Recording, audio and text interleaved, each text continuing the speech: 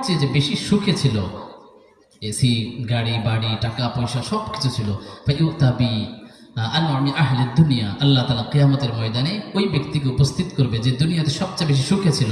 অতঃপর আল্লাহ থেকে জিজ্ঞাসা করবে, ফায়ুসবাগু ফিল নারি সাবগাতান, আল্লাহ এই দুনিয়ার মধ্যে সবচেয়ে যে বেশি সুখে ছিল তাকে আল্লাহ তাআলা 1 সেকেন্ডের জন্য জাহান্নামের মধ্যে একটা চুবানি দিবেন, একটা ডুব দেবে। এরপরে আল্লাহ তাকে জিজ্ঞাসা করবে, ইয়া আব্দি হাল রাআইতা খায়রান কাত্তু হাল মাররা বিকা নাঈমুন কাত্তু, ও বান্দা মনে পড়ে দুনিয়াতে এসি গাড়ি বাড়িতে ছিল না?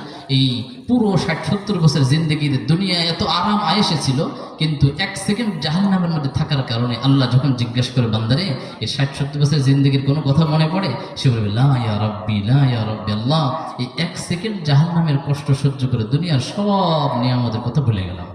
এরপরে ফাইউতাবি আশাদ্দিন নাসি বালাআন, আল্লাহ তাআলা কিয়ামতের ময়দানে দুনিয়াতে সবচেয়ে বেশি কষ্ট ছিল, ও আশাদ্দুহুম বুসান, সবচেয়ে বেশি ক্ষুধায় থাকতো, একবেলা খেলে আরেকবেলা খেতে পারতো না, এত কষ্ট করে যে দুনিয়ার জীবন যাপন করেছে, কিন্তু রবের সব আহকাম বিধিবিধান সে পালন করেছে।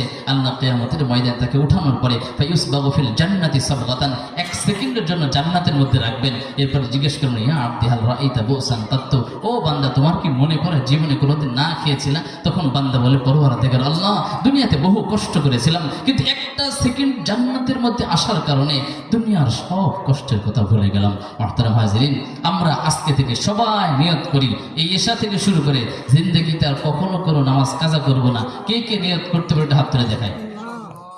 এক।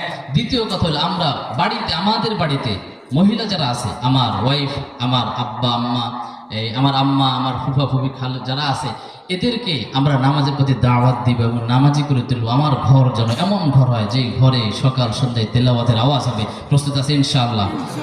আল্লাহ তাআলা আমাদের সকলকে কবুল করুক, আমিন। ওয়া আখিরু দাওয়ানা আলহামদুলিল্লাহি রাব্বিল আলামিন। 7:45 নামাজ দাঁড়াবে, আমরা নামাজের প্রস্তুতি নিই ইনশাআল্লাহ।